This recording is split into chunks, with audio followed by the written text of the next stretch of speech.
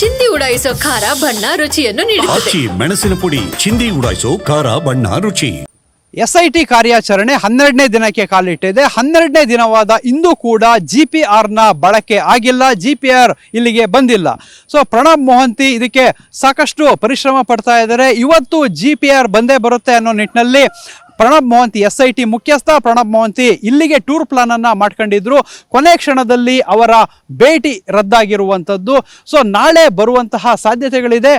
ಪ್ರಮುಖವಾಗಿ ಈ ಒಂದು GPR ಅನ್ನ ಯಾಕೆ ತರ್ತಾ ಇದ್ದಾರೆ ಅಂದರೆ ಅದಕ್ಕೆ ಪಾಯಿಂಟ್ ನಂಬರ್ 13.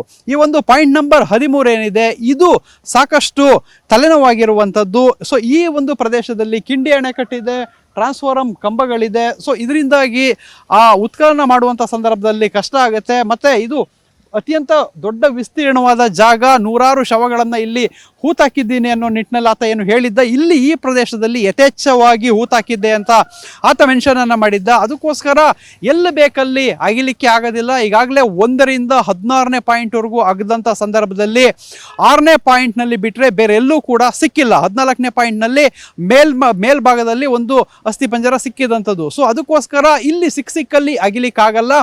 GPR ಮೆಷಿನ್ ಮೂಲಕ ಅದನ್ನು ಮಾನಿಟರ್ ಮಾಡಿ ಎಲ್ಲಿ ಅಸ್ಥಿಪಂಜರ ಇದೆ, ಮೂಳೆಗಳು ಇದೆ ಅನ್ನೋದನ್ನು ನೋಡ್ಕೊಂಡು ಅಗೆಯುವಂತಹ ನಿರ್ಧಾರಕ್ಕೆ SIT ಬಂದಿರುವಂಥದ್ದು. ಅದಕ್ಕೋಸ್ಕರ 13 ಇವತ್ತು ಕೂಡ ಪೆಂಡಿಂಗ್ ಆಗಿದೆ. ಇವತ್ತು ಕೂಡ 13ನೇ ಪಾಯಿಂಟನ್ನು ಬಿಟ್ಟು SIT ಮುಂದೆ ಹೋಗಿರುವಂಥದ್ದು.